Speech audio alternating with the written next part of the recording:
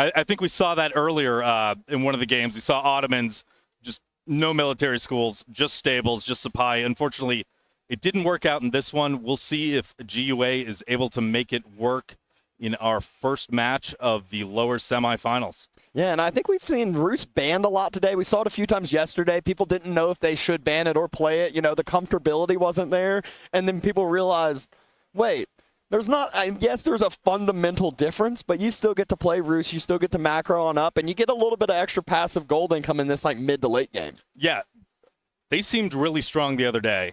It doesn't feel like that big of a nerf to them, just a different switch of play style.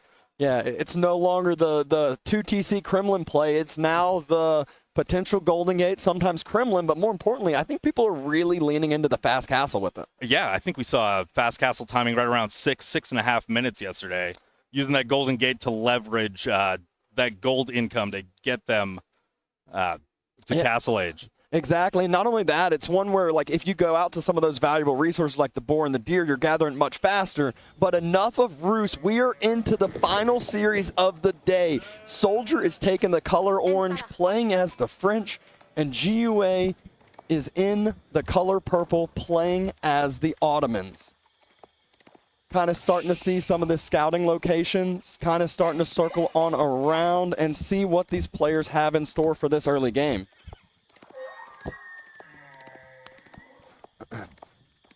Actually, GiveUA did go ahead, and it is going to be that early military school. It's not like we were playing up against the English where you don't want to be dropping a military school early at all.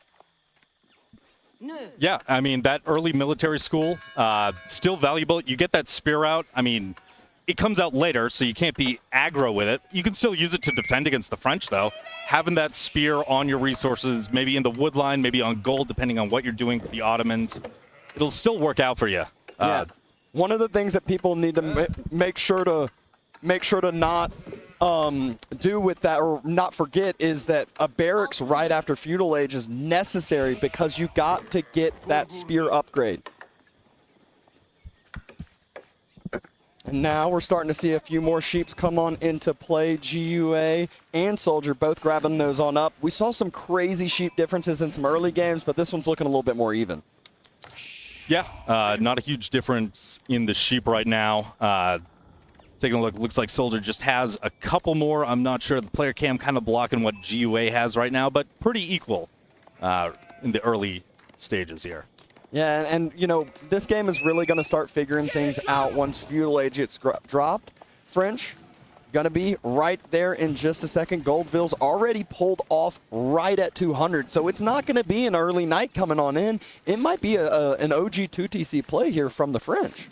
Very interesting. You know, I miss that 2TC. I mained French a lot during Season 2 when that TC was a little cheaper, back when it was 300 stone. Felt really good to go 2TC French early. You get a night or two out, you put the pressure on, and then just build your eco behind that initial pressure. Yeah, that was the old Divine build who came up with that and really just forced it on it, just like he forced the English builds that he did for a while. He forced that 2TC French nonstop for multiple seasons. I feel like lost a little bit of its kind of attraction here recently, but SoldieR, I still can't quite figure out what he's doing. He's not moving on out to the stone yet, but maybe just kind of preemptively pulled just in case that spear did come across, although we know that's not too big of a worry. Yeah, that spear, I mean, it is created, it is on the map, but still, it's going to take a long time if he did choose to send it down to arrive in the French base. And it's going to be the twin minaret here and not the Sultani trade network. So GiveUA, one of the things that I think that French is always really good at is focusing on pocket ecos. And GiveUA goes, I don't want to be on all these pocket ecos for berries, for deer. He will still be, but he's always going to be able to have, I think it's like 4 villagers on those berries at home with a great gather rate too. Yeah, I think it translates. Put 4 villagers, it's like 6 vills on berries with the increased gather rate with the twin minaret there. Very nice. Able to keep those vills safe, pop them right in the TC if there's any pressure. Really hard for those knights to do any damage to the villagers on those berries. And SoldieR is still heavy onto this wood line. No movement out to the stone by any means. Maybe it's just a quick range, deter that first spearman on away, and then kind of figure out the game from there. Yeah, Spear made his way down. He's harassing that gold, and like you said, there goes that range to just push that spear back. And then hopefully resecures golds and gets back into the French gameplay, which is knights, knights, and more knights. Yeah, no movement over to the stone. So yeah, it is just that archer going to come out, force the spear back, open up that gold for the knight production. GiveUA now into the feudal age himself. Yeah, was able to scout out that range, so preemptively pulls that spearman on back. We'll probably try to head on home, but still no movement out to the gold here from SoldieR. He's locked in, he's focused, both of these players are, and action will be happening here in feudal age with these civs, no doubt. And there's the movement towards the stone. We see that mining camp come down right on the stone. So it's going to be that 2TC. And it's going to be scouted out as well. Perfect vision, perfect knowledge here from GiveUA, and he gets the game plan from this. And what do we know GiveUA loves to do? Aggression. And what's a great way to take out Ottoman or take out a French 2TC play? It's aggression. Just punish them. If they've got no knights, if they don't have any sort of defense there. But 18 on the stone. SoldieR is scrambling. He knows he's been scouted out. He knows he's got that small time window to be able to gather that stone. He needs to get that second TC up as soon as possible before the Ottomans can react and really punish. Yeah, it only takes 2 drop-offs with those 18 villagers and can move on down to the deer most likely next to the gold. So we'll have a nice safe location to drop that TC as well. And it takes quite a bit of time for Otto to circle around if that's the location he does indeed want to focus, want to attack. Yeah, it looks like he might be dropping that TC with all 18 villagers there, heading right towards the deer. Just needs 5 more wood. There it is, and the TC's going up on that deer pack. Yeah, going ahead and gathering with some of the vills. I don't think 18 villagers is necessary. I still think this is too many. Pull out 5, 6 of those. Go on and go ahead and start gathering, and you'll be good to go to drop off that huge amount of deer. But instead, he does actually the opposite and pulls the deer villagers and says, I need to finish this, as it's because no, it's not the Sipahi. It's just the few extra spears on the way. Just a scout and a handful of spears coming over. Yeah, SoldieR's got horsemen on the field.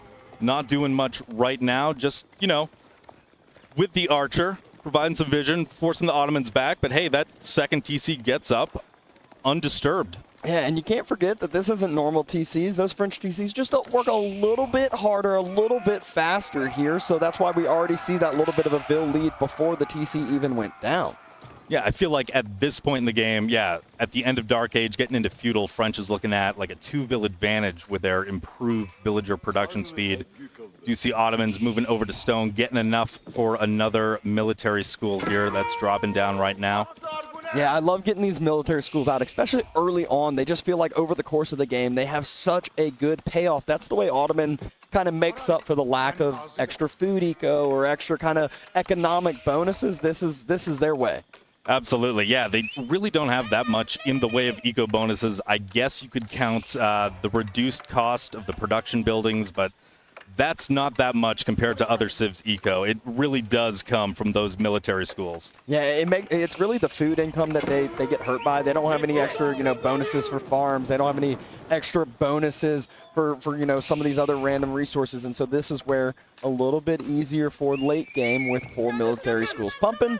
GiveUA still circling, scouting. He sees villagers back on the gold, so he should know either knights are in queue or that's castle age. But knowing the way this is you can't just go up to 2TC naked fast castle, especially with French. That's not the civ that likes that. Yeah, I don't know if I've ever seen a French player go naked fast castle with a second TC, and we do see some spears being added in for the French right now. Yeah, just kind of playing this defensive nature game. SoldieR knows at this point it's kind of on GiveUA to do something. If GiveUA doesn't do some damage, then all of a sudden we're going to blink and he's going to be up 15, 20, 30 villagers. I love that he's focusing on some of these eco upgrades first, because now all of the extra villager lead is going to be working that much harder. Yeah, pays off more with the more vills. I mean, we saw the second TC go down maybe 2 minutes ago. There's already a 10 vill difference. Just really adding to the fact that French can just crank those villagers out of their town centers. Yeah, and the thing for GiveUA is he's going to mass this immobile army, but at the same time, he's going to split off the Sipahi that he's been making and start doing some raiding, trying to get SoldieR on the back foot. But you know SoldieR, he's going to be doing the same thing. This is one that I feel for our observer here. Sorry for Cal over there, as he's going to be having to track 5, 6, 7 different raiding parties in this game. Groups all over the place. We do see SoldieR come in with a scout and a horseman. Just get a look at what GiveUA's got going on in the Ottoman base here. Going to see a bunch of spears, but now those Sipahi from GiveUA coming in, looking to do a little damage. Though. No scout with them, so doesn't see the knight, doesn't see the spear. Fortunately, doesn't run on into that and has to turn back and go on home. Yeah, no damage. Enough units to defend at home, but we do see GiveUA sending down another group of Ottoman units down the east side of the map. Gets pulled. Scouts down. We see GiveUA's got the scout trying to poke at that wall on the east side of SoldieR's base. Well, so what that does is it's not necessarily that he's trying to burn down the wall. It's 8 p.m. capping. It's another attack ping. It's another animation. So then he might attack from the west, and SoldieR doesn't pay attention because he's been hearing that ping nonstop for the past 5 minutes. Really annoying. I know it's happened to me. Like, somebody attacks my walls over and over, and I just miss a ping, a crucial ping of something in my base. That could be the difference. Fortunately, though, SoldieR knows that. He's planning for this one. He knows how GiveUA plays and says, I'm just going to wall. There's no raiding. And again, GiveUA is the one that needs to do something here, and he knows that too. Siege engineering is on the way and has just now finished. Army starting to move forward, mill being burned, and that's the mill that has the upgrade coming through for his food upgrade. So wants to have that finish, and it will finish just in time. Yeah, that Vil count, that disparity is growing and growing still. GiveUA looking to make a push very soon before that gets completely out of control. Has enough for 2 rams, about to have enough for his next vizier point as well. But just this distraction here, we see the split screen. There's a knight, there's a horseman doing some raiding, and so just being that little thorn in the side and annoying and not allow GiveUA to play out with his timing that he's trying to do. Yeah, the knight, the horseman, able to scoot around that wall, able to force a full garrison of the TC, able to take away GiveUA's focus for a second there. And rams are starting to be dropped. He has enough for 2 more, so let's see how big of a ram play, how big of a ram push this is going to be. SoldieR is definitely lacking the military numbers. He has a huge Vil economy behind this. He's got 20 extra villagers. He just needs a little bit more time, and the way to create that is splitting off some units, hit reinforcements, hit some raids, but GiveUA, he's ready to all in. Yeah, he's getting set up there, losing his vision in the back, but the first ram's complete. Second one is, and now those are moving towards the wall. SoldieR's going castle. Look at this. He's saving up the resources for castle. The ram's coming to play. I think he needs to queue units here. Yeah. Let's see his reaction. What's he decide to do? Does he think he can hold, or is it going to be a castle still?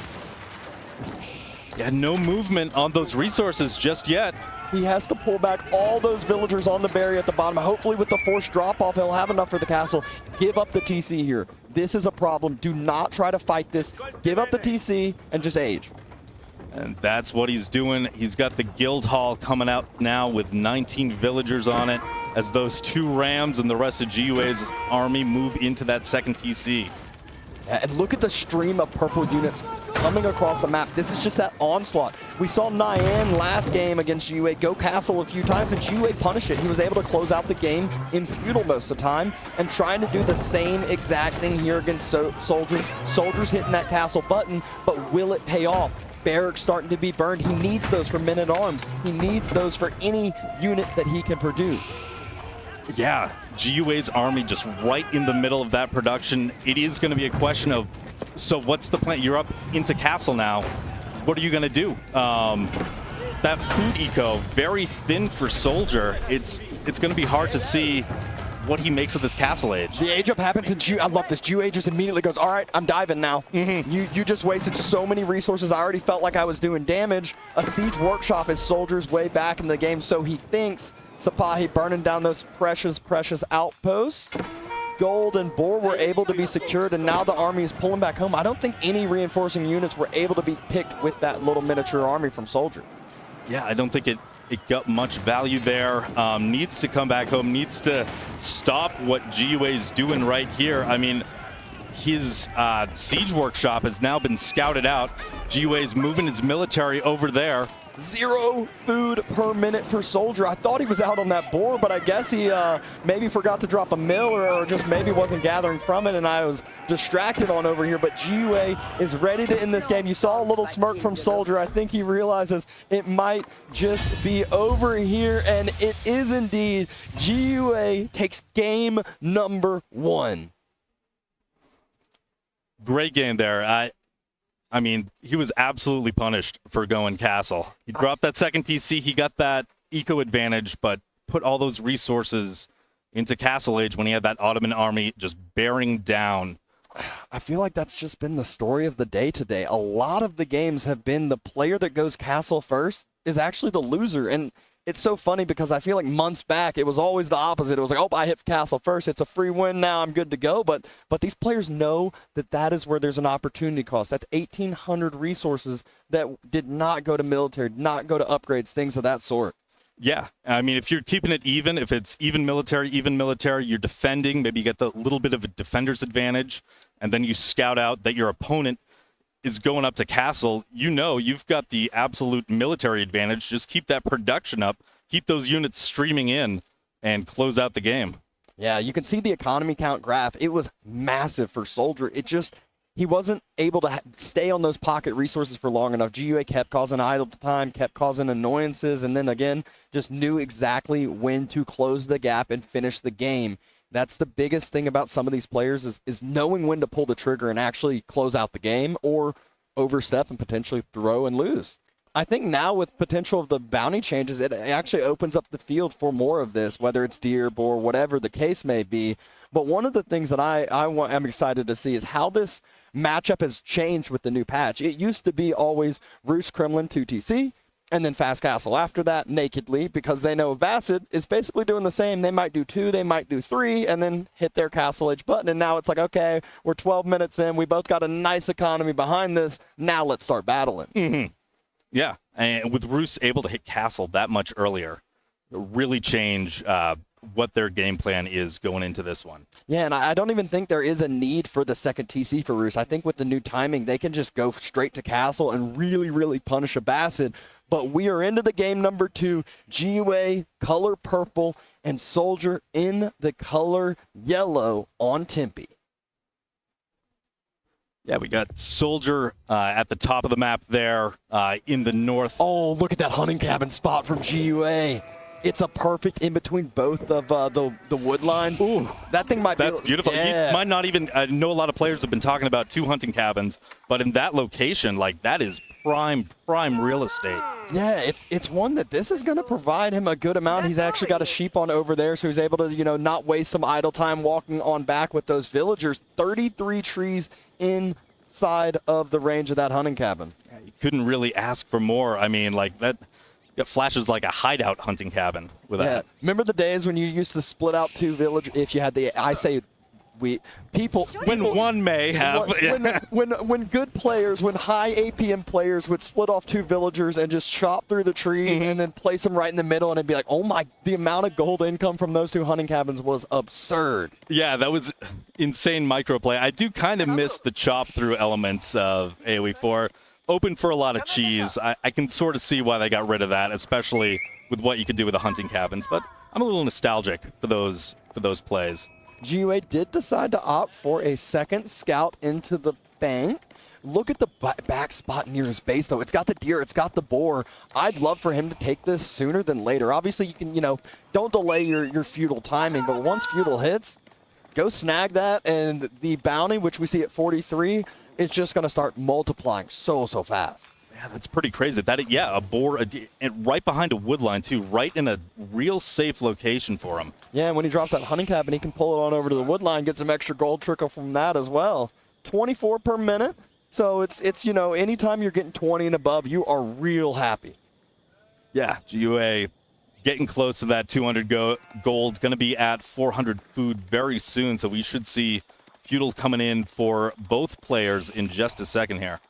Yep. Indeed, indeed. Military wing has been clicked for Soldier, so he wants to at least, try to get out on the map a little bit and maybe not allow GiveUA to take this board, to take this deer, but GiveUA saw that spot. He scouted it out. He's going to protect it with a Kremlin. Yeah, I saw it pop up on the minimap, and yeah, he knows, we know, that's where the bounty is, right in that location on the map. Kremlin going up to protect all of that. Oh, Wolf being annoying. You know what would have been great? This is actually way riskier than GiveUA is realizing. If Soldier has a scout here, he pulls that boar. There's only 5 vills to help try to kill the boar. Usually with 8, we even still see some damage. Imagine with just 5. Yeah, that boar, get a few Gaia kills in there if there was a scout nearby. Going up with the military wing, we're trying to see what angle of attack those early units could potentially take, but it looks like everything for the Rus is just either in the back or defended by that Kremlin. Yeah, the Kremlin is really what secures the rest of it. It's just now he's going to have that boar. He's going to have a huge long-term food, safe economy, and that bounty trickle that he loves being the new Rus now. Yeah, we'll see if he uses this to just jettison himself straight to the castle age with a really fast castle age timing. I mean, it's all right there for him. It's there for the taking. Yeah, because if you think about how much, once you start gathering up that boar, it's going to provide you a significant amount more gold with that extra tempo and obviously the faster food gathering rate too. So lovely, lovely beginning spot. And I also think this is one that it's knowing the map as well. Right off the bat, we're like, there's 4 boar. This is going to be great for Rus now. But he is going with the second TC, so I thought it might not be like the old Abba versus Rus matchups, but it might indeed be just like the old Abba versus Rus matchups. Yeah, I know. Patch just came out a couple of days ago, so you're playing at this level. You're in the bottom bracket semis. Play what you know. If a little more conservative play. Able to scout out the stone, though, right when GiveUA moves on over to it, so Soldier's going to know it's a second TC play. And usually this is where when you're Abba, at least in the old days, you were always like, if my opponent's going to TC, I'm going to go one more than them. Yeah. So are we going to see 2 or 3 from Soldier? I think if he went Eco Wing, it would have felt a lot better here. The military wing isn't going to pay off much now. So it really felt like the Eco might have given him some extra tempo to have those cheaper TCs, to maybe have an extra TC as well. Yeah, I don't think that scout, got over there before the Kremlin went up to see what the age He wants to go in. Okay. He's playing aggro with that military wing. Yeah, and I actually kind of don't mind this. He's actually starting to burn the hunting cabin, which might not seem like much, but it's something. It's better than nothing. Like, we thought that there was going to be no damage from these units, and at least it's going to be potentially a hunting cabin gone, but there's a bigger follow-up behind this than what GiveUA is realizing. There's a horseman already out on the map. There's more archers in queue as well, and so might try to punish the secondary TC. Yeah, big play for Abba here. If it works out for him, I mean, just keep that mass going. It's going to take a little bit more time for that second TC to get online. Maybe get a mass of just units down into the base and disrupt as much as possible. Yeah, with that extra bounty bonus, you see it went up a little bit. So that was like half a relic that this hunting cabin was. That's a huge denial over the next, however long this game goes. Yeah, it's close to 30 gold at, 6 minutes? I could have stayed up for the entire game. It really does add up. But we do see second TC coming down on those deer right now. Yeah, Spear's trying to circle around. Kremlin actually not quite in the positioning to save those vills from where they are. They reposition just a little bit, and they are good to go. Boar's still sitting there, though. I'd love to just see some annoyance from Soldier here. Yeah, one of those archers just coming over and clinking the boar. Come on, do it, boar, the boar.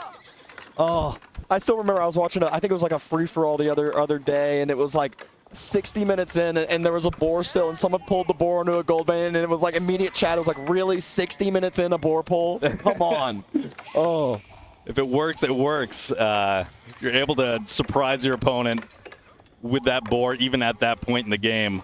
Yeah, the scary part here for Soldier is the wood economy from the Rus. We just see double broadaxe coming in, which Soldier has already finished up, but it compounds with that wooden fortress bonus or Kremlin bonus or whatever you want to end up calling it. So those 15 villagers on wood is just going to be sky high, and the gold income for him is still very, very solid, although he's still not quite onto that board yet that we were expecting. Yeah, content to take the deer, it seems, for the moment and go after the wood. Still at right around 30 gold per minute without a gold vill. Oh, I love this from SoldieR. So what I see a lot of players do is they kind of rush the timing and they're like, oh, I need to punish this now. It's like, no. Let me keep massing up, because guess what? GiveUA, it's like a 6-minute payoff for a TC. I don't know what it is anymore. It's changed so many times. But he's having to spend a lot more extra food on villagers and not military. So SoldieR, it's 18-3 right now, and he's getting ramps. Yeah. It is such a drain of food to get that second TC up there. A lot of people don't realize how much you actually need to re-macro with that second TC, and we do see that boar go down. GiveUA going to start harvesting that. Looks like he's dropping a house behind. Still only a few units out for him. He's starting to mass up those archers, but the ram is moving forward. He scouts out the ram, and I'm wondering what his thought process. He's actually pop capped right now. Yeah. Oh, yeah, he had a help. Panic house coming down. We see the villager pull on the ram, but the Abbasid army is right behind it. Only military GiveUA has right now is just 4 archers we on need the to see the bomb field. car, and there it is. Get inside of there. Make sure you're not taking that TC fire. And then, oh, horseman circle right on the archers. Archers able to jump inside, but not enough room for all of them. There's still only 4 military for GiveUA and 2 rams on his base. Yeah, and the only military GiveUA can make right now is archers. And that's not going to stop the ram. Not by any means. Needs to jump out with some of those villagers. Try to get some torches. The militia get called, though, and this is going to be a huge key. Military pulled on out. 1 vill goes down. Militia still trying to attack. Not all the units got pulled out. There's still 4 inside that ram that we can see. 4 extra units would be massive. And that's going to be enough to force SoldieR back. I mean, the ram is still there. The 4 units are in there, but the Kremlin militia are going to scare off the rest of the army. Now the vills are pulled. That ram pops, and, you know, those 4 spearmen pop out, but are going to get chewed up the archers and the TC. Yeah, and those militia still forcing SoldieR to run on back. Remember, they slowly lose their life now instead of like the old days of where they just kind of immediately fall away and die, and they're able to pick up another horseman. This is a huge win for GiveUA, but it is still not over yet. There's still more aggression that's going to be coming, and SoldieR's going to be doubling down here, but has GiveUA been able to heal up that TC again? Are we going to see 2 rams dropped? It takes time for all of this, and time SoldieR may not have. Yeah, it was good timing at first to get those 2 rams down. He does have enough wood to start throwing down a few more. He seems content right now to take his horsemen, sort of look on the map, see if GiveUA has moved out anywhere, but his food is just so safe behind that Kremlin. Those horsemen not going to find anything. Yeah, TC is still at half health. Horsemen, again, continuing to try to circle like you said, but they're going to have to circle and run away. Maybe, though, what this does is maybe pull some of GiveUA's military away. Yeah, a little feint to pull the army, allow those rams to run in. We do see the horsemen come near the second TC. Vills jump in, and we do see a second TC now for SoldieR. Yeah, doesn't want to fall too far behind in this military count. It's not just 2. He's going with the 3. Yeah. It's that the feinted attack, and he's like, look, it didn't work. I guess I'm going to start making my own TCs, and I'll catch up. And this might be kind of this mental game, too, because GiveUA is probably very content with headed back, but able to pick up one of the horsemen and some damage on another. But usually when you go 2 TC and your opponent starts attacking you, you're like, all I need to do is hold and I win. Well, he holds, but if he's too content with staying in his base, all of a sudden we're going to blink and SoldieR's going to be up and catching up on the vill count. Yeah, and those 2 TCs coming down like right almost in the center of the map. He needs an outpost in the stealth forest, because TCs do not give you vision into those stealth forests, and that is a big, big detriment that I have seen so many times, especially when we used to see high view all the time. Yeah, that is such just a massive blind spot that he's not going to be able to. You can see with the archers right there, that stealth forest kind of just comes right across the middle. GiveUA finally starting to move forward with the scout, so it is no longer going to be this hidden TC play. GiveUA knows that he needs to punish this. He sees the 3rd going down, and he's got the military to punish this. He might just turn back around and say, all right, SoldieR, I'm going to be aggressive back to you. Yeah, he's got the archers. He might start getting siege engineering and start dropping his own rams to take down those 2 TCs in the center. Yep, some more houses on the backside. Wheelbarrows coming on through for GiveUA. Wants to get those villagers working a little bit harder, and those front deer are not going to be the safest front deer. Not at all. Soldier pulling some military forward to that second DC, anticipating a clash. This is what I'm talking about. The vision here is such an oversight. He just gets blind spotted out of nowhere, and then once the archers stop attacking, the TC stop attacking. There's no return damage here. He needs to get some vision. What are these 8 villagers? Oh, on the berries to the... Okay, going on out on this pocket eco. All right. Yeah, I mean, those archers can just run up because there's a scout with them, so GiveUA can see everything. You know, you pop off a couple shots with the archers, just drop back, wait for those to come out. And with this military mass he still has, the villager lead he still has, he's going high trade house, and the big problem for Abba here is even if Soldier stalls out, doesn't make any more military, and is able to start clicking up soon, it takes so much time, and time that GiveUA might be able to utilize this 632 bounty right now, and it's going to continue to climb. It's going to keep climbing, yeah. He's going to pass that tier 3 threshold very soon here, especially with a high trade house where it is in that same spot that we saw that opening hunting cabin in between those 2 little wood lines there. Yeah, people don't realize that the roost change is actually a buff to the high trade house. Every deer is no longer 10 gold, it's 35. That's true. That's true. Yeah. Extra deer from the extra gold from the bounty you get as you're harvesting the deer. GiveUA hitting castle now. And it's a man-at-arms timing. This is what I was afraid of. So Soldier actually does have the unit to stop this, which is the camel archer, but you need a lot of them, and you won't have enough to stop. Expensive. Yeah, you won't have enough to stop 6 men-at-arms. You can see how he knows he needs this. He's going ahead, aging up with the culture wing.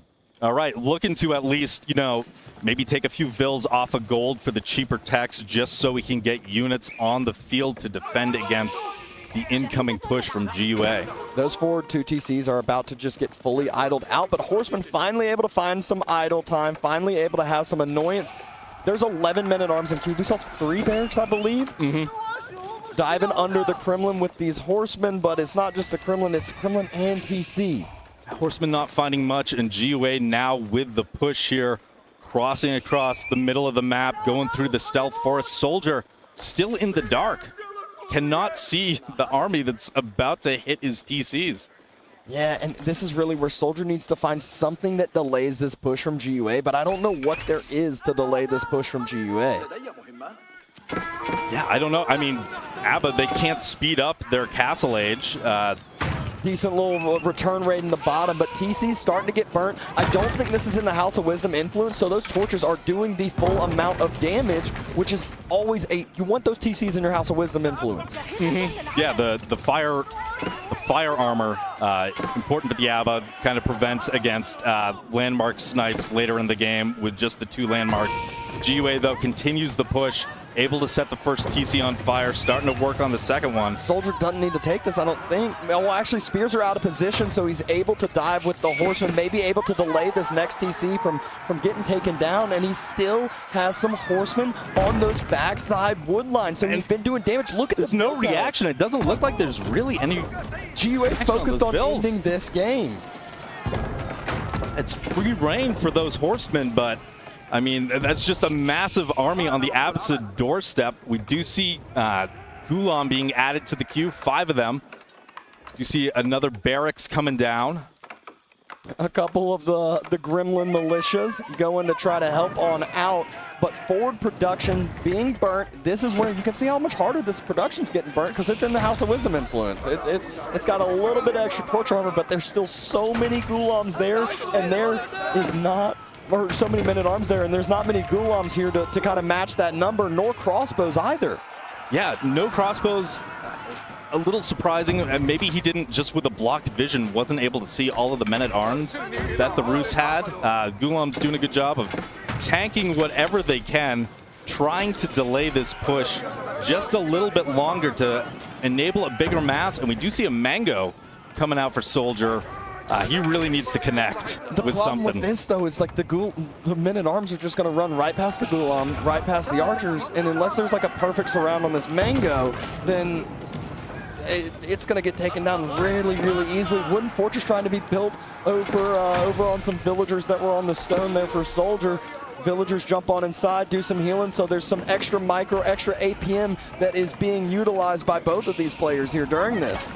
Yeah, Horseman... still doing quite a bit of damage there on that wooden fortress. The villagers, yeah, just still building that. And look at the build count. Soldier has climbed up and leading in villager count, even though he doesn't have his 2 TCs that he lost.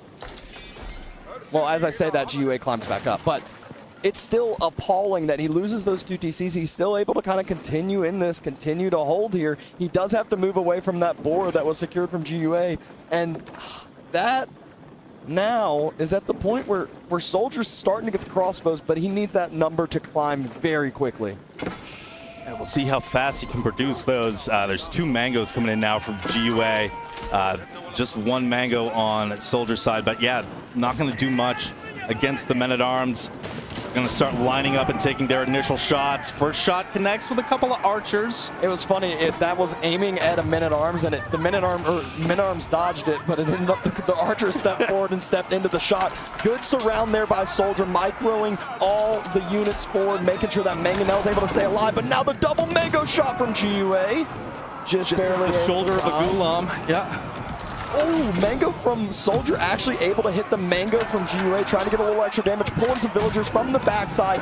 Needs to take down those Mangonels. Villagers were at risk, but still does a little hop through, and they're on top of the Mangoes here. This is actually a decent fight here from Soldier. Yeah, it's turning into Soldier's favor here. I mean, he's been dodging those mango shots from GiveUA like crazy. The villager pull was essential. Those vills got over there without being hit by any of the mangoes. And he's still alive, and he still has his mango alive. Look at the military difference now. GiveUA just had 27 idle vills, is having to re-macro behind this, was taking very forward pocket food locations, so this might be a little bit scary now for GiveUA with the return push. Yeah, Soldier looking confident now, looking to run it right back to GiveUA. You can see those units running across the map right now. GiveUA in full retreat. One thing I would love from Soldier, he still knows those villagers are on the boar on his side. That's such an easy closedown, such an easy pickup of 8 villagers and denying a lot of the food income that GiveUA is on. Yeah, we'll see if he makes a move into that location. Bunch of vills now. It looks like they might be moving to that gold mine. GiveUA's retreating forces kind of swung out to the side here. And this is one where I think Soldier just needs to remass crossbows at home to deal with the Gulams and still push forward with the mass that he has. And we'll see if these men-at-arms can do any damage. I mean, it is something that Soldier is going to have to think about. He is sending units back home, but he's not sending them all back. I do feel like Soldier needs to drop another TC again. We're seeing the split screens. We're seeing the faces. They're locked on in this game. And GiveUA, I don't think he's going to find any damage from those Gulams, but it's distraction. Throwing away units, allowing those. He knows he's up TCs again. Yeah, it's just buying time. Going to take advantage of, the 2 TCs, making more villagers. Going to take advantage of his eco there. Men-at-Arms trying to get on the Deerville's Gulam, and some archers and crossbows going to shut that down. Might see a couple villagers fall here and there, but that's going to get cleaned up.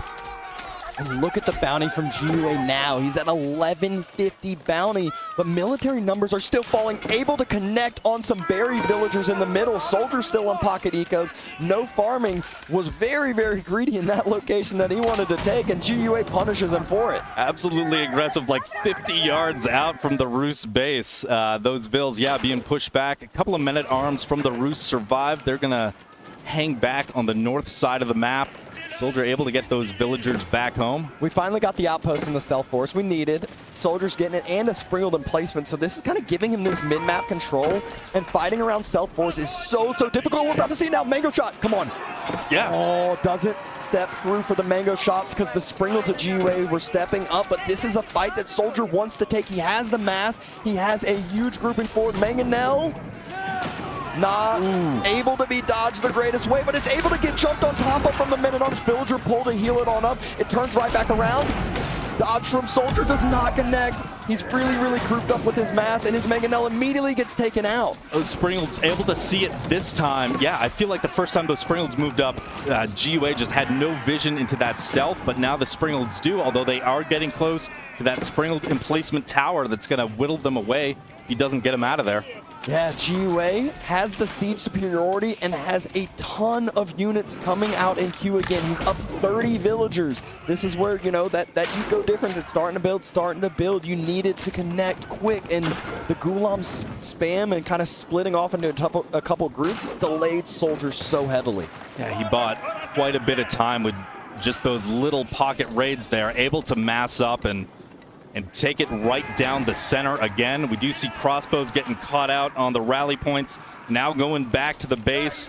Soldier needing to mass up inside of his base here and just start defending against those men-at-arms coming in. Yeah, knows that he needs some Springles, going ahead and dropping 2, so that will immediately counteract all the siege from GiveUA. We'll be able to snipe down the Springles, we'll be able to snipe down the Mangoes, but he's got to keep the siege alive. Does he have enough of a mass here? Another TC was being dropped. Needs to get canceled. It's starting to get hit. He's losing resources that could be refunded. He's just going to try to take the fight, I think, and then come back and rebuild it. There's not a lot of melee here. There's not a lot of infantry, or like melee infantry here to burn it down and torch it down. And here we go, Soldier stepping on up for the fight yet again. Great snipe on the first Mangonel. Great snipe on the second Mangonel as well. Mangoes are down. Now the Gulam get to... GiveUA's attacking the TC. Oh, but able to circle back around more. Soldier needs a quick wall. He does it. Here it comes. Come through.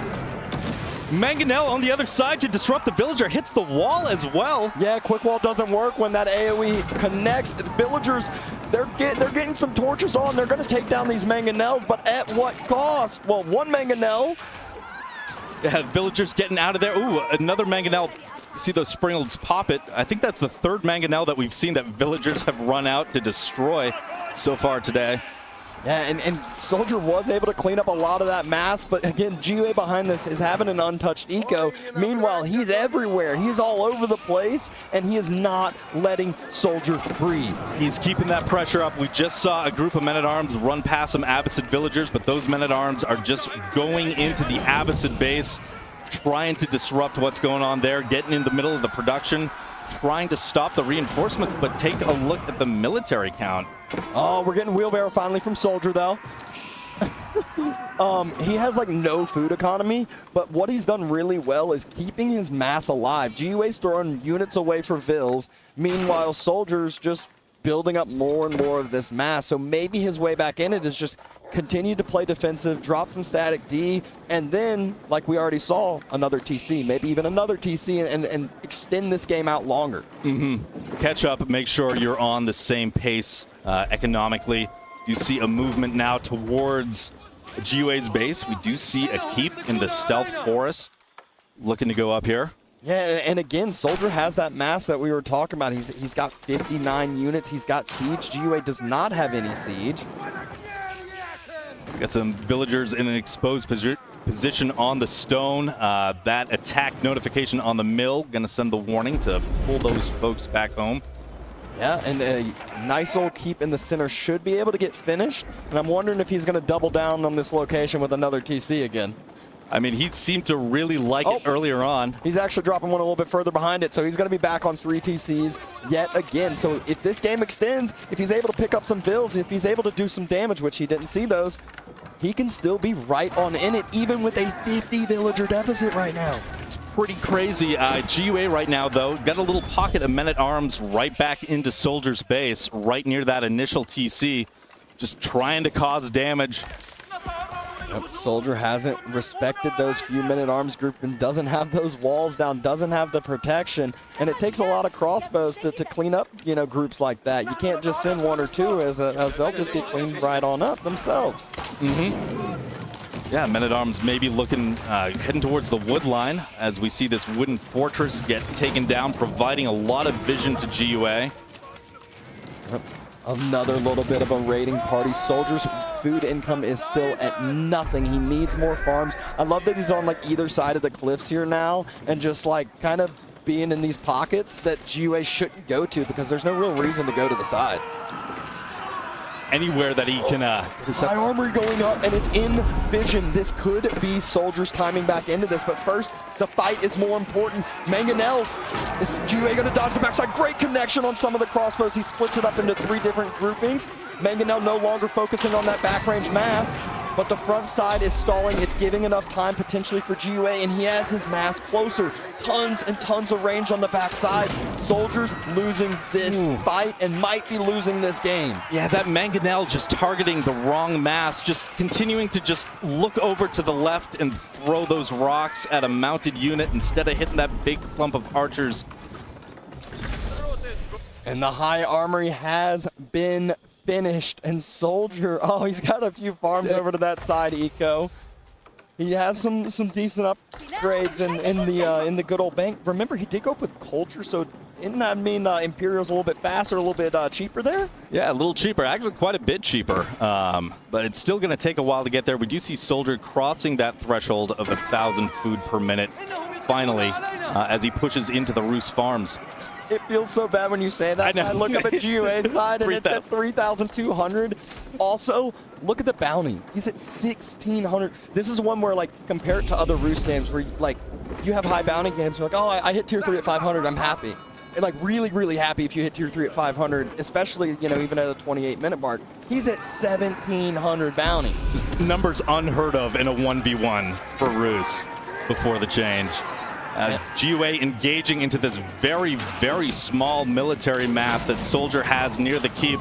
Do you see those mango shots right on point? The group was so tight, packed together, and there's so many horsemen here and no spears from SoldieR. Mass gets cleaned, no protection for the siege. GiveUA can just send this into the eco and yet again take down all those precious TCs SoldieR is trying to build on up. Yeah, military count. Pretty crazy difference at this point. GiveUA focused on that keep. Potentially looking to take that down. Are those horsemen? Looks like they're finally running through to the other side. Start picking off reinforcements. Start getting into that eco. And there's that farmer eco that just got made. There is some friendly gold gathering. They are brothers after all, you know? Sometimes they you know, they're like, hey, I got you one. I'll do one for you here. You know, yeah, we can share this. We'll share it with a wolf as well. I think a wolf was biting at those villagers as they were mining. Oh, and GiveUA does end up spotting it out, jumps inside the wooden fortress. That wooden fortress also gives vision of those villagers on the wood line, but I don't think GiveUA even cares at this point. He's got double bombard. He's swapping over to Streltsy. He's ready to end this. Yeah, he's got the tech for it. He's got the eco. He just took down that keep, and it's just going to be a march right into the Abbasid base here. Yeah, looking like a solid game. It was scary for a second. We thought SoldieR potentially had a nice timing in that feudal age on the main TC, but the militia just did such a good job cleaning it up. Now horsemen diving yet again. He doesn't care that there's spears there. He doesn't care that there's knights there. He has way more of a mass and way more income per minute, so even unfavorable trades are good trades. Yeah, able to just put whatever it is right back onto the field. Bombards taking their initial shots on the main TC. Again.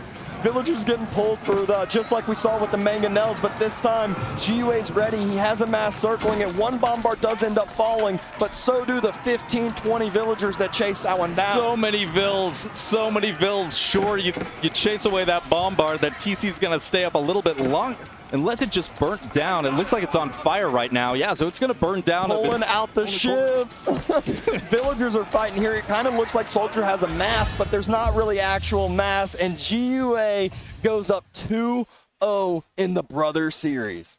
Man, that was a fun one filled with back and forth. That initial, like, 2-ram push, I was thinking maybe he's only got really archers to back those rams off. If they pull the vills, those units inside the rams can jump out, but militias get called. Yep. And they do the trick, able to shut down that ram push.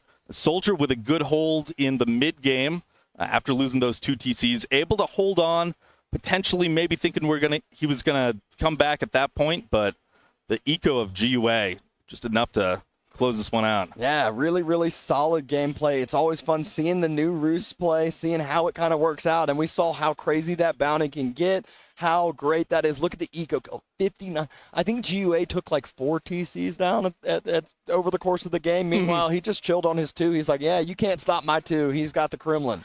These are fun. I'm defended. You can throw down whatever you want right in the middle of the map. I don't care. I'll eventually take them out.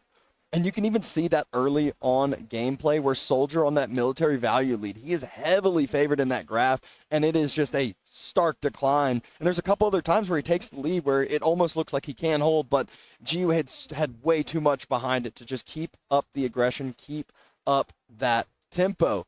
Yeah, the thing is here, though, is like Mongols can easily focus on with the tower rush, and it's not like you can, you know, at first we were talking about some of this earlier where it's like, yeah, just, you know, pull your vills early on before the 4 spears get there, make them cancel the tower and rebuild, give yourself a little bit of timing for the Desert Raider to come out. And I was like, wait, it takes 15 seconds now to come out once the age up hits. Yeah, what used to be instant for the Ayyubids, those Desert Raiders from the House of Wisdom, there's a little delay, just like the King also got a little nerf to him coming out a little later.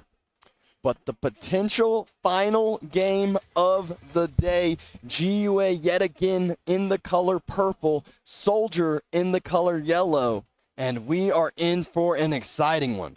Absolutely, yeah. Taking a look at SoldieR right now on the north side as the Mongols see that TC going down on the wood line. Gur, okay, he plays moving around. Delayed Uvu a little bit there. He was on the sheep early on. Maybe, you know, maybe Mongols wasn't as much of a comfort pick as we thought here. Yeah, maybe that little lapse before, like, oh, shoot, was there something I was forgetting? Yeah, that Uvu. Nice location for it. It's always really cool when you get the Uvu right under your TC. It's not necessarily for the double production. It's for the safer production, the safer, you know, nice and close pastures if you want it, gathering those sheep on in, and you don't have to move on out with your villagers to drop a barracks if you did want to go with this tower rush. Yeah, very close by.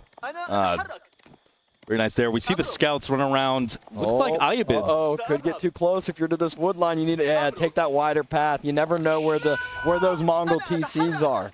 Mm-hmm. Yeah, they're by a wood line. It's just which one. You come around that corner blind, and you could be met with just a hail of arrows there. Yes, indeed. Looks like SoldieR is not going for the early tower rush. The wood income per minute's dropping. He's got 59 wood in the bank, but he's just going to go for a quicker feudal age, it seems.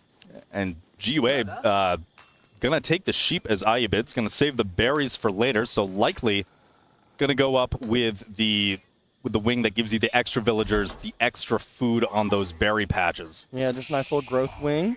But you never still know with the Ayyubids. I love how different players do different things with the Gur. Some people, you know, go gather some sheep like it's a scout. Some people use it to push in deer. You know, it's just whatever you really want. But now we're at the point SoldieR needs gold, and that Gur was quite far away, and he's going to have enough food to age up and not the gold. Yeah, he's just about to hit 400. No movement towards the gold just yet. First villager moving out, but that is going to delay his feudal. Drops on off and moves out with 3 villagers, 4 villagers. Yeah, this is just this kind of little bit of some different timing, and it's still the reinforcement wing. So we're going to see those Desert Raiders starting to roam the map. Yeah, so going to save those berries for later. Going to take the sheep first, move on to them, and we just see all the vills come over to gold at this point, trying to get to feudal as fast as possible. Yeah, it's just, you know, a little bit of miss macro, and these precious seconds really do end up adding up. It really can kind of hurt some of your tempo early on, but there's a lot worse things you can end up doing. You know, it's going to be about this mid game, about potential trade if we see Silver Tree, and indeed it is the Silver Tree drop. Yeah, there it is. You can see the market on the Mongol side. Pretty easy to get a cross-map trade route, although it is pretty far in front near that canyon, so a little harder to defend than if it were, you know, corner to corner in the back. Yep. We do see the circle around from the con, so we'll be able to spot out which wing GiveUA is going for and what to expect, what to react to. Yeah, we'll see how that reaction takes place. We do see, looks like Ayyubids now moving over towards the berries, starting to gather those. And from here, it's going to be what production buildings are going to be the first ones dropped. You can see SoldieR, he's got the wood in the bank already for a production. GiveUA, he's got the wood in the bank for a production building as well. And a stables for the Mongols, most likely going to see a little bit of Keshik play. And I love the speed upgrade on the packed buildings. because you need to get that silver tree to get out there fast. We've seen so many times today where the silver tree wasn't able to get placed, trade wasn't able to get online. Yeah, I did notice a lot of times in some of the earlier games that tech not being researched. Keshik coming onto the field once SoldieR gets into feudal to help protect that trade line. But GiveUA now into feudal with a reinforcement wing. Yeah, and the way his macro's playing, it's not the typical I'm going fast castle. It's more of I'm going to play this feudal age a little bit. I can't let trade get online. I got to make sure, Mongols doesn't have this little bit of eco boom behind it as well. Because even with a few traders, you can and Ayyubid's age up timing, you can match castle really, really well with more eco. Yeah, those cheaper traders, especially on a trade route like this, getting a lot of resources throughout feudal, forcing a response. You gotta mess with the Mongol trade somehow. We do see that Desert Raider crossing the middle of the map, looking to start intercepting traders once that silver tree is planted and trade gets online. And silver tree is about to be planted. That, just like you were saying, Desert Raider is trying to find a location to do damage, and I don't see any outpost on the gold there. There's some pretty exposed gold vills, and there's the pull by SoldieR. Pull. No melee able to be done, which is always just a little bit more damage when you're able to start out with that. But the last Desert, I think he needs 2 more shots. Is able to get out in time, and the Keshiks pop out, and SoldieR gets away unscathed. 1 HP, yeah, 1 Keshik now following the scout, the other on the Desert Raider, and SoldieR very soon after this will just start setting up his trade. And not only will beat Keshiks, we're going to see Mangadai yet again.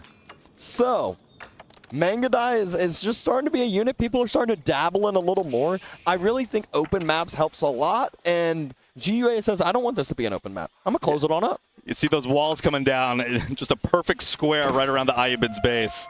Not wanting to deal with anything, be it Keshiks or Mangadai coming in and disrupting him.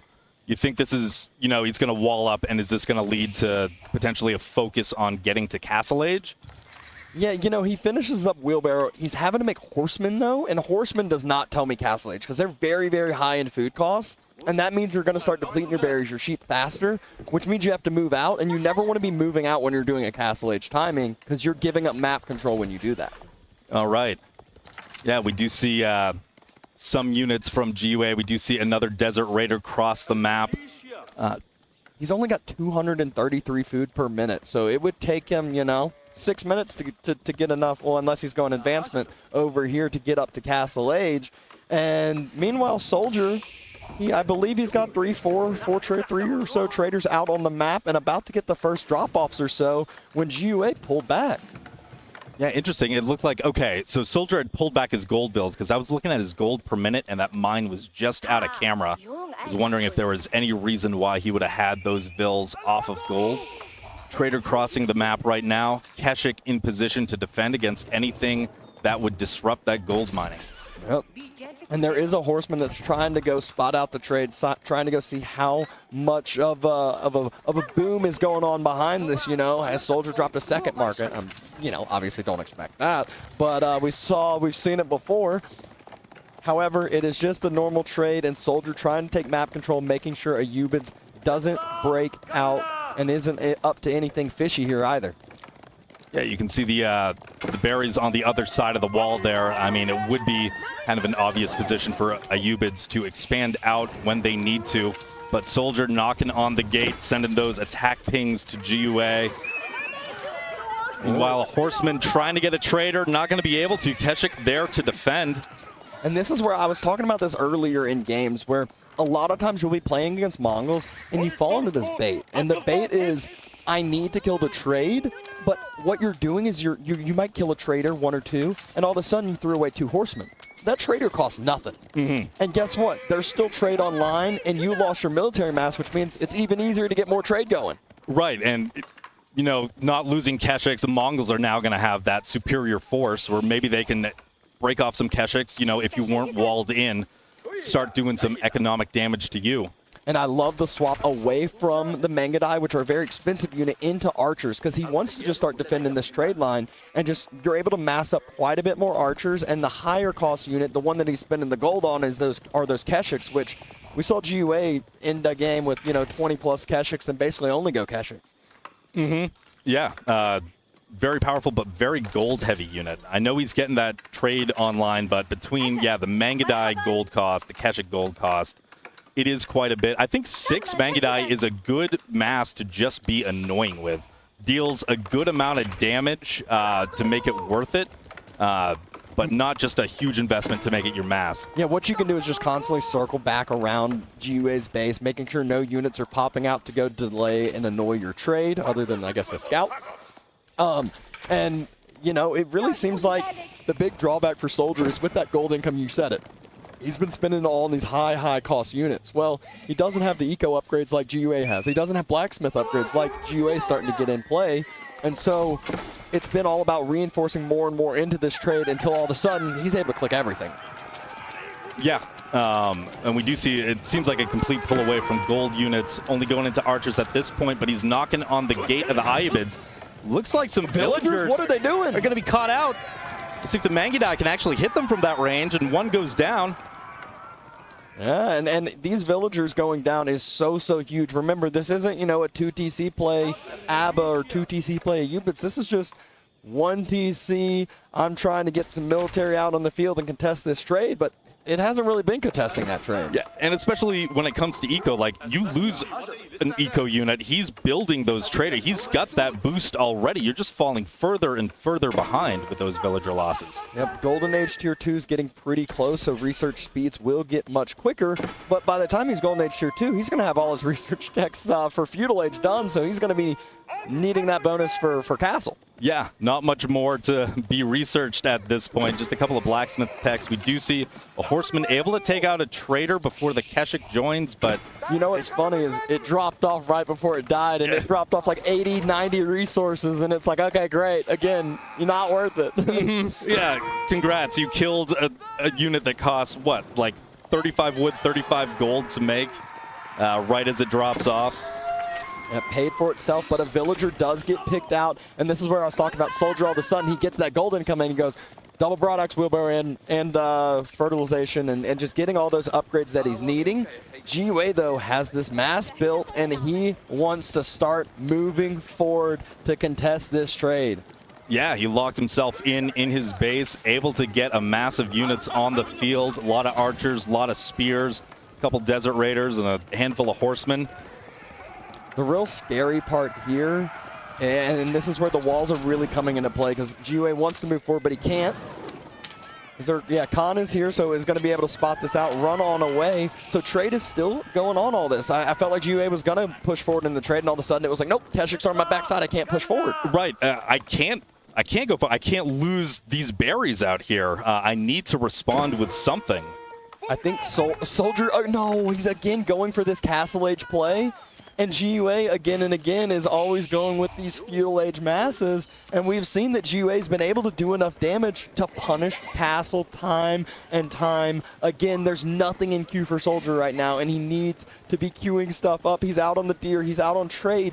Just keep securing your trade until you have so much that it doesn't even matter. I think this is a little bit of an early trigger here with the Kurultai. Yeah, there's the Kurultai, and we're taking a look at the number of military units. It's 49 to 29. This is a really imposing Ayyubids mass that is moving in to the Mongols base, and GUA just continuing to produce behind this.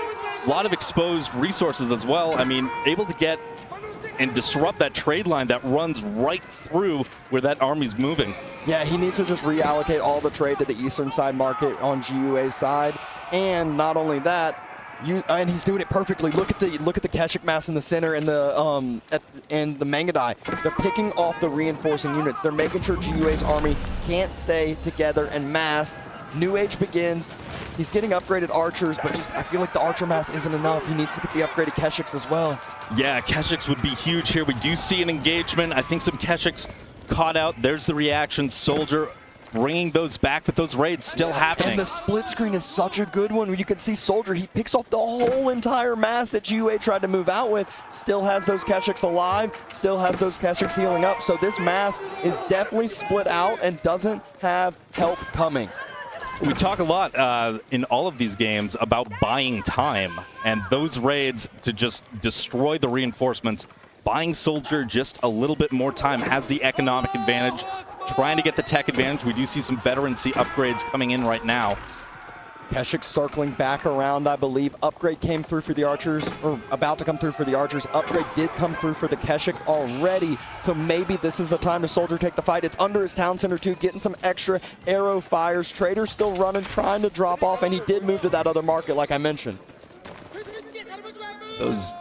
Those traders heading south. We do see GiveUA trying to wall off that southern portion of his base, but his army is right in the back of the Mongols base here. You see the Kurultai maybe moving over, maybe going to start that engagement right here on that gold mine. Yeah, archers are taking against archers, so SoldieR, he doesn't have enough numbers here as far as the archers go, but just needs to spin out the spear herd and let the Keshiks do their job, and that's exactly what he's trying to do here. He needs to make sure the Keshiks have to step, or the spears have to step up to the Keshiks and take the fight. Yeah, it feels like Keshiks on the left, Keshiks on the right, the spears trying to go to both sides. A couple of Keshiks sweeping around the back there, trying to get some more hits on the archers. Oh, finally we see the pullout happen. The spear mass has been thinning, but all of a sudden the Keshiks are starting to fall. Surround happens. A few more Keshiks still alive, but it does look like SoldieR has been able to thin out the mass. He's been able to breathe a little bit and catch his breath here. GiveUA has 15 idols at home too. He's distracted. He's got a lot of stuff going on. He wants to make sure this military mass tries to stay alive. Yeah. They're in retreat right now, but the Keshiks are right behind. They've got archers to try to pick up the spears. But two Keshiks fall from the brace mechanic. There's only 5 spears left, and another smaller group trying to split off and do more damage in the Mongol eco. Yeah, a couple of packs of army for GiveUA coming around the left side there. We saw the horsemen. We saw that group of spears and archers. Now GiveUA returning home, running past the trade. We'll see if he can pick up. It's going to be hard to pick up traders in retreat.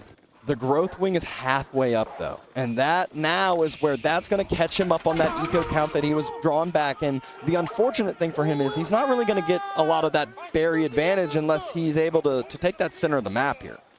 Yeah, taking a look at the difference in eco units. I mean, that additional 7 villagers is going to catch him right up to the trade once that gets online. GiveUA just trying to keep that small mass still alive, bringing it back, trying to also do some damage in the Mongols' base. And just look at the difference in queue right now. There's 3 crossbows in queue for SoldieR. There's 3 spears, 2 archers, 2 horsemen, a little bit of everything from GiveUA. He has this great food income, and SoldieR's on 350. Never made that pasture transition like we were needing and expecting. Yeah, and it's Second TC.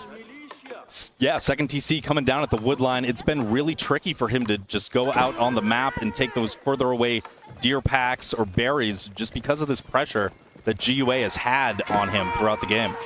Yep, able to jump on inside that outpost, doesn't take any damage. We did see the prayer tent. So 33 villagers on the TC that built that onto the next wood line. GiveUA ages up. Veteran spears, veteran archers, veteran horsemen, all queued up immediately. He's still keeping this going, and no relics have been secured yet either. Yeah, has the economy with the gold just to be able to get all those in queue. We do see horsemen now moving in onto the silver tree, picking up another trader. Torches coming out for a second, but they're horsemen going to move on, see if they can disrupt any more of the trade. Few of the archers, few of the crossbows. Find some more GiveUA units. All archers to clear out horsemen, and oh nope, just kidding. There's one Keshik here. That will end up being enough, especially with the sprinkled in place tower as well. Yep, he's gonna fall back there. A couple of spears now moving over to the silver tree, and it looks like, do we have a chop through? It's not quite a chop through, I don't believe, but I think Khan gave vision with the scouting falcon, and that's what allowed a little bit of damage to come through, or not even damage, well, a little damage did come through, I guess. Horseman able to pick up yet another trader. Just outpacing that Keshik, able to pick that up. Keshik behind, now focused on the horseman. Horseman is just like, you know, for the rest of my life, I think I'll just attack traders maybe. And another group split off to the west side trade, so now back onto the long trade, and SoldieR is the one actually going with siege engineering. I'm wondering if it's advanced siege engineering potentially to drop a mango or 2. Yeah, potentially. We just saw another trader get picked off by that group of horsemen, looking at the westernmost trade market there. Yep, finally getting to a few of those pastures that Soldier's needing. He really needs a buffer to his food eco, but GiveUA is actually about to be in kind of the same standpoint. He's ran out of those first initial berries, and it's about to be the deer that's, well, he's on the deer, and that's about to be kind of the last main resource for him that's inside those walls. Yeah, just over the course of the game, though, just expanding those walls as an onion outwards, and now marching the army right into the Kurultai here. Here comes the mango shot and the Gulam behind with torches. Immediately with two spears queued up, seeing that mangonel. Villagers trying to move on forward. Outpost is not going to be able to be upgraded in time. Is that TC even been producing? I'm not even sure. It might not be hotkeyed. I don't see a line over it. And yeah, looking at the eco count, I don't think it has been producing anything. I don't believe so either. Just a little bit of a slight oversight. TC starting to be burnt. Is it going to try to pack up and roll on away, or Soldier just leaving this one out to the wolves? Springle does step up, takes out the mangonel. TC on fire. TC is not dead. Is it going to burn down of its own accord? I don't see any vills being pulled over to it right now. More traders getting picked off. We do see some Keshik coming in, but GiveUA now in the eco, now just harassing those vills, taking the hunt, and it's just a massacre there. Yeah, and finally we see a huge vill pull from Soldier away from the wood line, and he used all the wood. He just needed to pull like 5 villagers, not 50 villagers for it. Springle, though, taking some more shots. Archer circling around towards that main TC. There's a ton of sheep there. He finally got that food income he needs, but he doesn't have enough villagers on it now. Yeah, all of this pressure. GiveUA coming around the back side of the base here, putting pressure at every angle he can, doing a good job of intercepting traders. We do see on the right side, it looks like there he is, just another pack of units preventing that trade. The huge advantage for Soldier and his way back in it is this siege superiority. It's still, that second TC is never hotkeyed. Still idle, and that is so much wood. Wololo coming on in. Springle still doing work. I'm wondering where the mangoes are, if there's going to be any decent connections there. Villagers jumping inside the TCs. Yeah, firing the best they can, but another deer pack gets spotted out. Soldier, he was on all this pocket eco, but didn't have the map control to stay on it after the early castle. GiveUA just doing a fantastic job of just breaking off like 5-6 units, sending to where the pocket eco is on the map, not letting Soldier get comfortable with taking any sort of resources here. Yeah, and Dervishes have been able to kind of move out and about. There's one relic next to Soldier's base that he never got, and GiveUA at this point might be able to just secure on up everything. Another gold vein gets spotted. Archers, horsemen, spears, they're all on top of that. Goodness. Tons of villagers are low health. Late reaction from Soldier, if any reaction at all. They're not being pulled. I mean, some military is coming in to try to block, but those villagers still there mining the gold for a long time.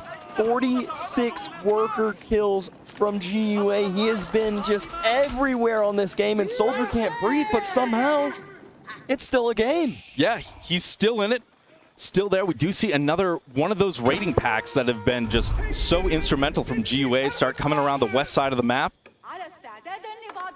Chop through is getting pretty close. Seems like it is about to be imminent, but it's just every time we hover over to a purple grouping of units, I feel like they're just getting more and more kills. Worker kills, taking some decent trades.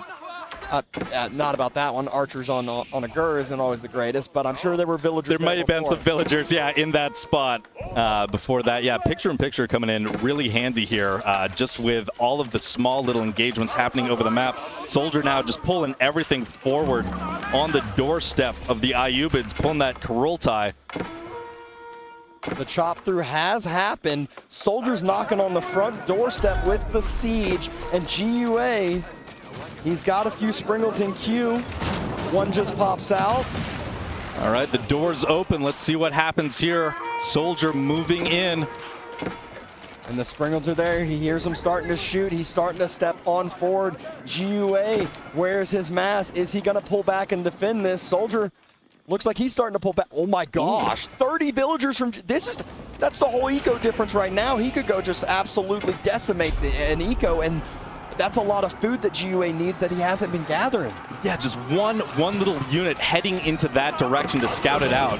Could be huge. We do see those mango shots coming over the top. First set of mangoes, one of the Springlets Fall soldiers takes the win on the siege superiority, so Mangonels get to step forward. They get to take those shots, and they hit the melee mass first, which is actually somewhat okay. And GiveUA just steps right past that. He says the winning spot is if I could take the Mangonels, but at least one huge one before they fall, and Soldier has the numbers. He can turn around and fight. Yeah, he's running away. The Kurultai's right there. He wants to try to take down the Gulam, I think, make sure his siege stays alive, but he has this fight. He has the numbers. I think he should even have, I'm not sure if at this point what upgrades are on all these sides here. Is that ranged armor that he doesn't have, though? The next level that's... yeah, he just had level 1 ranged armor currently.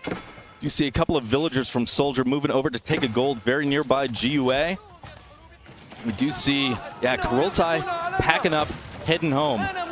Yeah, I mean, this is just one where, again and again, GiveUA has this eco lead now. He has this economy behind it, but the military trades have still been okay for Soldiers somehow, some way. But when does that steam run out? Mangonel starting to step forward again. Yeah, I don't see any Springles. There's the shot, and it connects. Absolutely perfect connection on the archers. The mass is fighting under And let's go again. And another decent connection, not as good as the first, but every single one of those, it just takes like 1 or 2 shots to clean it up now. GiveUA's mass is not safe at all. And what about those berry villagers? I think they just all had to pull back. Look at that. Yeah, Mongols coming in with vills of their own, not able to pick off the berry vills, but sending them back. You see an outpost coming down. GiveUA needing to find some work for those villagers. Yeah, I feel like he needs to make a bigger farm transition. We already saw the chop through, and yes, that TC has not been hotkeyed. We've known for a while. We can see by the eco count, it's so frustrating. It's just, I know. It's just 900 wood thrown down the drain. Things could be so much different. He's building another. He's like, I need another TC now. He's building a third. Why don't I have the economy? I think I should with 2 TCs. Maybe, yeah, throw down another. We do see the massive Soldier moving around. Kurultai getting set up on the outside. GiveUA still looking to raid the trade there. Archers stepping up, and those are archers and the crossbows. This is a trade that GiveUA is absolutely fine with. Mangonel's not here yet. Mangonel's not in position yet. And here comes the next shot. Able to take down a few of those archers. A lot of those archers are low, but the Gulams run right past Soldiers' units and try to close the gap onto the siege, and they indeed do so. The siege falls, and that feels like that was Soldiers' main hope and main chance, but he does have TCs now. He needs time. He needs time. He needs to actually use those TCs. We see the rest of Soldiers' army get mopped up here. We'll see how GiveUA responds. It looks like he's going to potentially run back, but he still has those raids in Soldiers' base. He's still causing issues. Well, the second TC has at least been hotkeyed, so he's on 2 TC economy now. Trade has been fully canceled, hasn't done any of that for a while, and GiveUA is starting to be the pressure point again. He's starting to press forward with a huge Gulam mass and the archers to support it as well. It's going to be really tricky for Soldier. I think it just needs more siege at this point, something to just swing the military mass back in his advantage. Currently, GiveUA slowly posturing across that map. Soldier trying to build the numbers, trying to be patient here. If he fights under the TCs, if he fights under outposts, that's his chance. But will GiveUA fall into that bait? Will GiveUA take those fights? He's taking another fight here. It's not under the outpost. It's not under the TC. It's right in front of it. And Soldier doesn't have the numbers here as well. Villagers are right next to it. And GiveUA wants to close out this game in a 3-0. Looks really bad. Brotherly love here. He is ending this now. Villagers are starting to fall. Military continuing to fall and stepping in further and further into this economy. Yeah, Bills need to hide. I mean, GiveUA still pushing into the base. There's really no military to stop this right now. There's a handful of men-at-arms, but those are getting cleaned up. And Soldier throws in the towel. GiveUA takes the 3-0 victory and solidifies the 3rd place spot at least, and will be playing another day. Congratulations to GiveUA. Such an excellent series there. Real fun to watch. Excited to watch GiveUA tomorrow. All right. Well, big congrats there. How does it feel to take down your brother in a LAN tournament setting? Thanks. Yeah, it felt pretty good. Yeah, I didn't know, like, my expectations going into this were kind of all over the place because I did practice a lot going into this tournaments. But I was kind of having mixed results on the ladder, like not really climbing as much as I would have expected. But I think one of the big things was that I was playing a lot of different civs. So obviously, if you're playing like 8 civs on the ladder, it's harder to climb than just like maining like 3. Yeah. So yeah, coming into the LAN, my confidence, and I lost like Philsberto in the first qualifier, so my confidence was not really there coming into it. Do you think the first kind of series yesterday, even though it was a loss, but it at least kind of let you settle down in and kind of ease on into it, and then you're able to get back, you're able to get it kind of into your flow, into your rhythm? Yeah, well, the first one was versus Philsberto, so that one I did. Oh, yeah, I did win Puppy, that. But that was the one I was thinking. Yeah, of. but then Puppy, of course. I mean, you know, he's the second best player in the world, so he gave me a spanking. Yeah, and that's where it's like you go in without any expectations, any pressure on yourself, so you kind of get to ease, and you're like, I'm not expected to win this, but now you're gonna be playing one of the brothers again. Who would you rather face? Definitely Wham. I think they're both like very similar skill. Like they split series quite a bit. I probably have more of a mental block versus like Puppy than versus Wham. It does seem like Puppy's a bit better. Like he doesn't really make mistakes, and I think Wham like sometimes will like make mistakes or like I don't know. He'll have like closer games with like good players, you know. Yeah. And so what about kind of diving back into the series? First game, Ottomans, which has not been very successful today in a lot of the other series. We saw him kind of get crushed a few times, but tell us your kind of game plan and strategy going on into that one. Yeah, so, you know, you have to draft a lot of civs, obviously, with this format. Best of 5, and, like, an opponent takes a civ from you, so your civ pool definitely gets stretched quite a lot. So, Auto, it's not a civ that I'm, like, super confident with, but I've had a period where I have played them a lot. So, it was, like, kind of a safe pick. You know, and if I lose, you know, it's best 5. Get one of the uncomfortable ones out of the way first, kind of thing, too. It wasn't one of my worst civs, but, you know, not one of my best. And, yeah, that went pretty well. I think, like, SoldieR, he did 2TC and then tried to sneak up to Castle, which I think was a mistake. Like, if he just stayed feudal, like, my push, I think, would have lost. And I actually 100% kind of am right on line with that, especially with kind of seeing the military. And I thought he was about to scout out the Rams, and it was out of vision where you were building the Rams, so it was just this perfect timing. And that was almost the series before with Nyan. It was the same idea. Nyan was hitting Castle first, and you're like, I'm a feudal player. I'm massing units, and then I'm going to Castle behind it after I've done so much damage in your eco. Yeah. It went really textbook. I mean, this whole weekend, it's been good. Do you think that you kind of just had talked about playing a lot of the different civs? So do you think coming into that, it just made your drafting a lot easier and comfortable too, because you're not like, oh my gosh, I got 2 worthless civs. It's like I'm good enough on those. Yeah. Like that's always was one of my weaknesses in RTS games. Like kind of going back to AoE 3 was like my main game before AoE 4, and I was like a competitive player, but I for the most part only played 1 civ. Yeah. So I wouldn't perform well in tournaments because I didn't have a civ pool, and even in like the early AoE 4 days, like I launched at like main French. I always had like very small civ pools, and I remember some tournaments I would have like a best of 3 versus like a really good player, and then I'd win like or maybe a best 5, and I'd win like 2 or 3, but then I wouldn't have a civ that I'm like comfortable with at all. I'd have like 3 civs I'm good with, and then the rest I'm just like horrible. I always remember the early days of low elo legends, seeing the people, and when it gets to a best of 3, and they're the same way. They're like, I play French and English, and they're like, right. I don't know what else to play. As far as civ picks, is there, obviously we saw Roos again this game, but you played it a little bit different than what I was expecting. The spawn on the backside was just literally god tier. We saw that, and I was like, okay, now I understand moving out with the Kremlin there and just being comfortable. What was your thought process, though, when you saw the 2 Rams coming? Because you really didn't have a lot of military to defend it at all. Yeah, it was more effective than I thought. Like, I don't know, like early Ram pushing Roos usually doesn't make sense. You have the Kremlin, but I guess the Kremlin, was back in the back, so it didn't play in a factor. But even, the Gremlins that you can call, and just like pushing a starting town center early is tough because it's so strong and it does like a lot of damage to H2 units. So yeah, he made it like closer than I thought with that push. But I think my eco was so good, and like in the long run, I was set up, really well. Yeah, I thought he was about to just double down into it, but instead he drops 2 TC in the mid-map, and you scouted it out perfectly, immediately burnt both of them down, and that was just one. I think by the end of the game, you killed 50-plus eco units easy, and I think, did you ever have a look at your bounty towards the mid and into the game? Maybe sometimes. I know how Rus is. It's really weird. Obviously, they're much slower to start, but then you have like 1,000 bounty or something. Yeah, there was a point. I think you were at like 1,700 bounty towards the end of the game, which is just so crazy to think about. So would you say that you think Rus is at a stronger positioning point now after the patch or before, or it's kind of more matchup based? It could be matchup based, but I think they're probably a little weaker actually. Okay. Just because like not being able to get wheelbarrow as quick as you can, their early game is slowed down like significantly.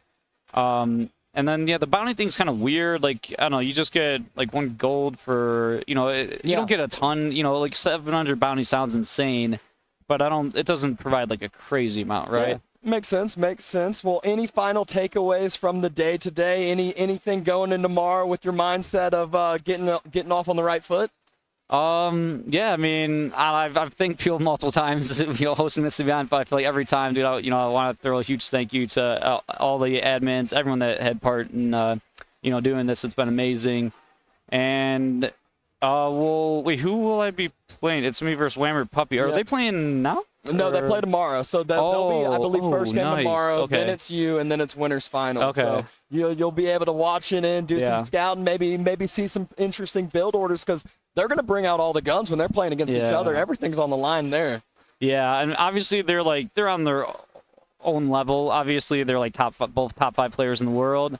But the series versus Puppy, I had some somewhat close games, but I feel like I could do better than that series. Yeah. And I would like to, if I could take 1 game at the very least, that would be good. Or, when I have a good series. So there you go. Well, I know your goal coming into the tournament was 3rd place. Yeah. You're at least going to get 3rd place, so big congrats to that. And I think now we're going to be closing out the day, maybe getting Draxos on to who kind of did the big man behind the scenes who was able to set everything up, who put in the majority of the work, a ton of just getting all the right people set up is what he said, which is one where everyone's been working so hard. And so let's see what he has to say. And again, big congrats to you. Thank you.